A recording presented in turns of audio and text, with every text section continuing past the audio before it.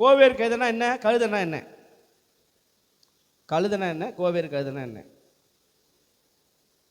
நம்ம வச்சுக்கிற கார் வாங்குகிறோம். எந்த போய் கார் வாங்குகிறோம்? மாருதி கார் தான் வாங்குகிறோம். இருக்கிறதுல விலை கம்மியாக தான். ஆனால் ராஜாக்கள் போகிற கார் எந்த காரில் போகிறாங்க?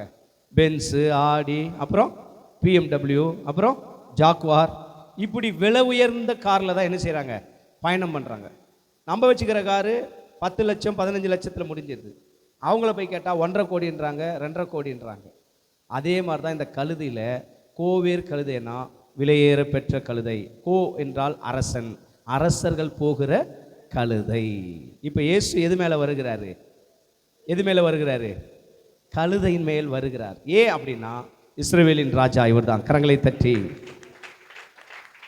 இஸ்ரவேலின் ராஜா இவர் தான். இவர் இப்போ எதில் வருகிறார் அப்படின்னா கழுதையின் மேல் வருகிறார். இது எங்கே பார்க்கலாம்? பழைய ஏற்பாட்டில். பழைய ஏற்பாட்டில் எங்கே பார்க்கலாம்? வாசிச்சு பாருங்க. மக்களின் புஸ்தகம் 1ஆம் அதிகாரம் 33, 35 வரைக்கும் 2 வசனங்களை வாசியுங்கள். அவர்கள் ராஜாவுக்கு முன்பாக பிரவேசித்த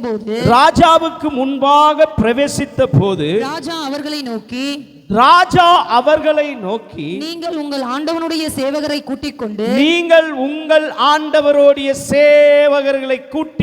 என் குமாரனாகிய சாலமோனை. இதுவரைக்கும் இங்கே யார் சொல்லப்பட்டிருக்கிறது அப்படின்னா தாவீதின் அரசன்.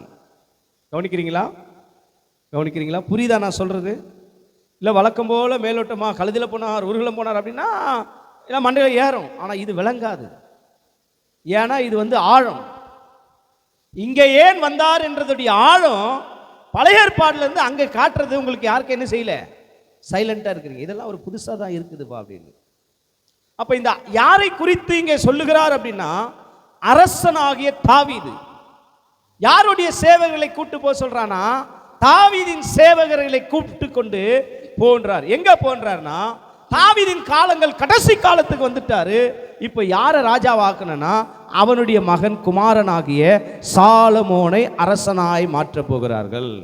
இப்போ இங்க என்ன சொல்லப்பட்டிருக்குதுன்னா என் குமாரனாகிய சாலமோனை என் கோவேறு கழுதையின் மேல் ஏற்றி எந்த கழுதையின் மேல்? இதுவரைக்கும் நான் பவனி சென்றேன், இதுவரைக்கும் நான் இதுல என்ன செஞ்சேன்? பயணம் சென்றேன். இப்ப என் காலம் முடிய போகிறது.